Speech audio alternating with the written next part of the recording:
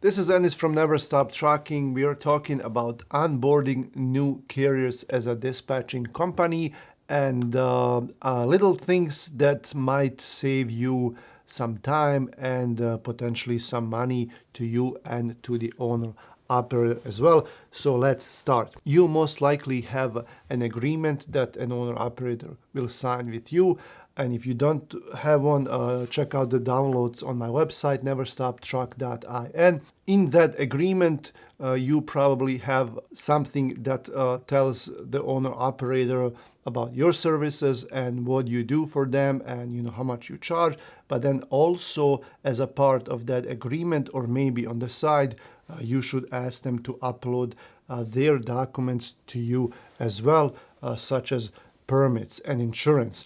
So a few things that you need definitely from them is the insurance, proof of insurance. Maybe it would be best if this is a complete packet that they use, but if not, insurance, their authority that shows their active authority with their MC and DOT numbers, W-9, notice of assignment, from their factoring company if they have one, registration for the truck and trailer, insurance for the truck and trailer, driver's license, just so you have it on file, and maybe their medical card, just, so you have everything in case someone asks, or if you want to make sure that they're legit.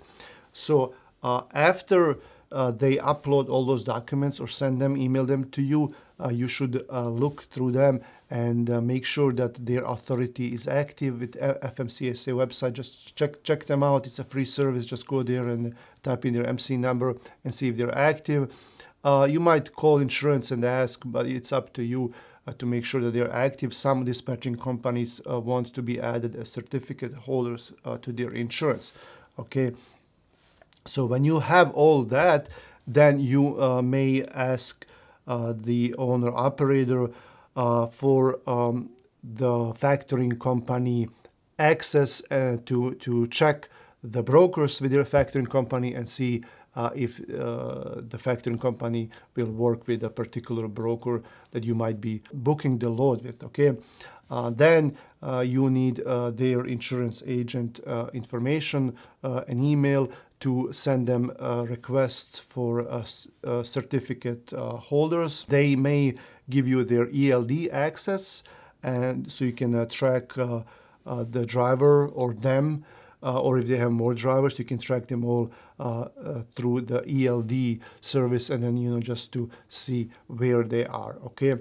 And before they start, you should check all this and make sure that they're active and that they can work. Okay. Now, if this is a new owner operator, and we get a lot of that, if you're a trucking company, you want us to dispatch, you go to 3blogistics.me, and you also have my phone number here. You can text me. We can take care of you. But in our case, there are a lot of owner operators or trucking companies who are new. They have a new authority, and for them, everything is different. Okay, it's much harder for dispatchers to find loads for them because most brokers will not work with them.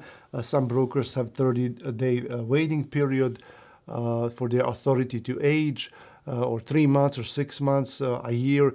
It depends. So we as dispatchers, we are kind of limited to only a few brokers like C.H. Robinson, TQL, Schneider.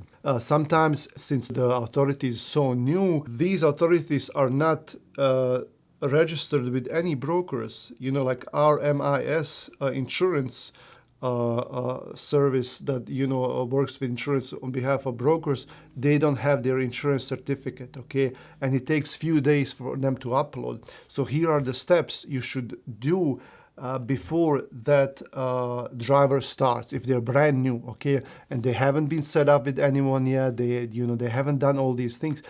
Like if they tell you we're going to be ready in a week or two, you better make sure that you have all these things ready before that date. Because what happened with us before is when we first started is that a driver would start and they're not registered with C.H. Robinson. And C.H. Robinson is one of the very few brokers that will even work with them, so you have to register. But then in order to do that, it takes like a couple of days or more for them to register And same with TQL, since most of these big brokers go with RMIS, you have to send them the proof of insurance. They have to put into their system, and then that takes a while too. So you want to make sure that you set them up with these large brokers that only work with them and the insurance before they start. You want to make sure that they have legit insurance. Like one of our carriers, their agent, that they got liability insurance, but only for $750,000. And then, they had to do $1 million for liability because most brokers want that. Also, most brokers want the general liability for $1 million, additionally.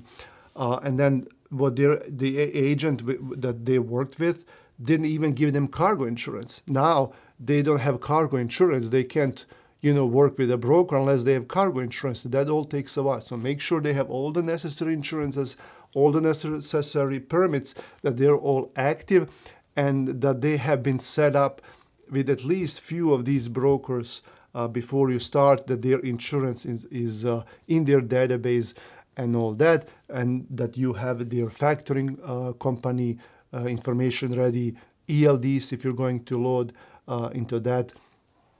All that is ready before you start, and that will not you will not have any surprises down the road where you have to wait another week or two until this is all set up. The owner operator is getting frustrated because they are ready to start money, and you have to do all these extra things that you didn't account for. Okay, hopefully this video helps you. Let me know if you have more suggestions in the comment section, and subscribe to the channel, like the video, come back for more. I'll see you around.